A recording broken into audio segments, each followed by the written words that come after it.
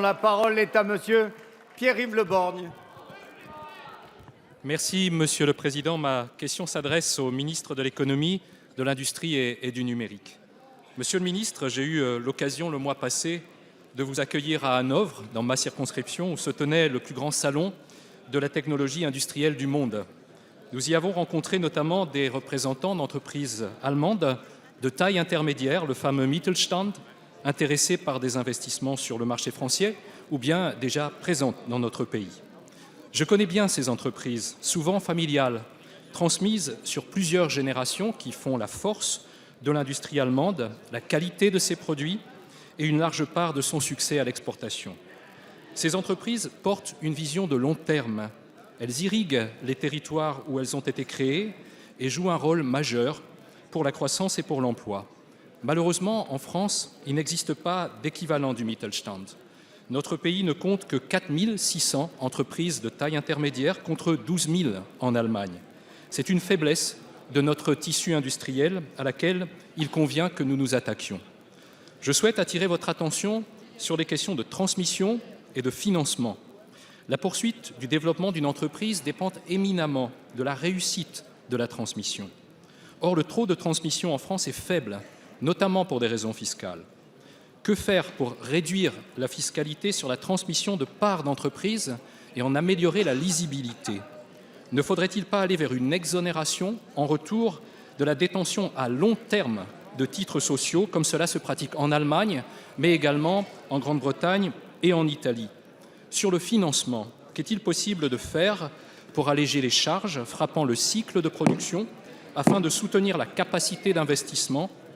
Quel cadre juridique et réglementaire imaginer qui encourage en France l'investissement de long terme dans les entreprises de taille intermédiaire? Merci. La parole est à monsieur Emmanuel Macron, ministre de l'Économie, de l'Industrie et du Numérique. Monsieur le député Pierre-Yves Le Borgne, vous aviez très bien rappelé la situation qui existe et qui sépare la France de l'Allemagne. Nous avons environ un tiers, en effet, des ETI, si on devait comparer nos deux économies, que nous devrions avoir. Quelle en est la cause et comment agir? La première des réponses, c'est de reconstituer les marges. Quand des entreprises n'ont pas de marge, elles ne peuvent pas investir, embaucher et croître. Ça a été l'objectif du CICE et du pacte de responsabilité. Nous avons rattrapé 2 tiers de notre situation historiquement basse.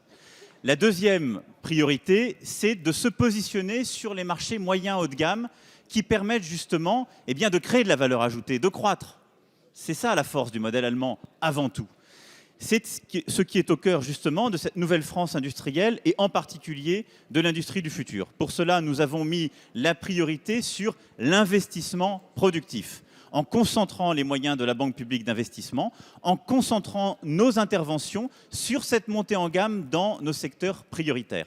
2000 PME, TPE et ETI seront accompagnés d'ici la fin de l'année, au-delà du financement. Plus de 2 milliards de crédits de la Banque publique d'investissement seront concentrés sur cette nouvelle France industrielle pour réussir cette transformation. C'est aussi cela qui a présidé à la décision, l'année dernière, en avril 2015, de prendre un suramortissement fiscal qui, justement, comme vous le proposez, permet d'amortir 140% de l'investissement fait. Et ce faisant, vient réduire de près de 14 points l'impôt sur les sociétés qui est payé en cas de décision d'investissement productif. Le Premier ministre l'a annoncé il y a quelques semaines, il a décidé de proroger cette mesure pour 1 an jusqu'en avril 2016. Et enfin, il faut permettre aux investisseurs de pouvoir réinvestir dans leur propre entreprise. C'est ce que nous avons déjà décidé l'année dernière et que nous consoliderons cette année dans le cadre des suites de la mission d'Ombre-Coste. Nous avons encore tenu une réunion ce matin. La parole est à monsieur Christophe Priou. Merci, monsieur le président. Le 26 juin prochain, les électrices et électeurs de Loire-Atlantique